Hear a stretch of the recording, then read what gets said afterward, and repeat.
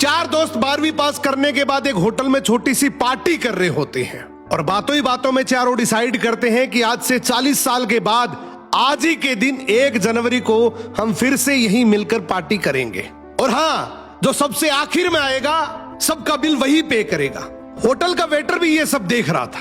कहने लगा 40 साल बाद अगर मैं भी यहीं रहा तो आपकी ये पार्टी जरूर देखूंगा। ठीक 40 साल बाद पहला दोस्त होटल पहुंचता है तो देखता है वो होटल अब 5 स्टार बन चुका है। अब वहां पर सब कुछ बदल चुका है। तो एक शख्स उसे पहचान जाता है और कहता है सर बैठिए, मैं आपको पहचान गया, मैं वही वेटर हूं जो अब इस होटल का मालिक बन चुका हूं। वो कहता है क्या बात है। इतने में दूसरा दोस्त आ जाता है।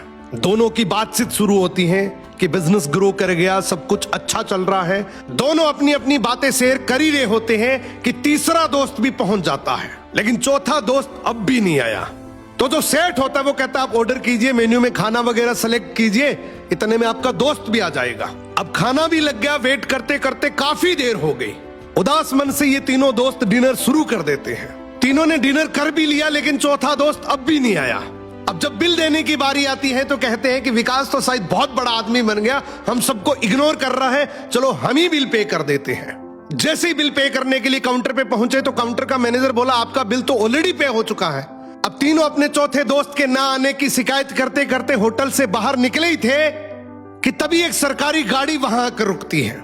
उसमें से एक लड़का उतरता है और तीनों के पैर छूते हुए कहता है मेरे पापा टीचर बन गए थे, मुझे कलेक्टर बनाने के काबिल कर दिया, लेकिन अफसोस मेरे पापा आज से 1 महीने पहले ये दुनिया छोड़कर चले गए। उन्होंने आखिरी वक्त में आपके इस वादे के बारे में मुझे बताया था और कहा था कि जब तीनों पार्टी खत्म कर ले तो उसके बाद तू वहां जाना और पेमेंट वगैरह कर देना। लड़का हाथ जोड़कर बोला मेरे पापा अब इस दुनिया में नहीं रहे, उनका वादा पूरा करने के लिए मैं आया हूं।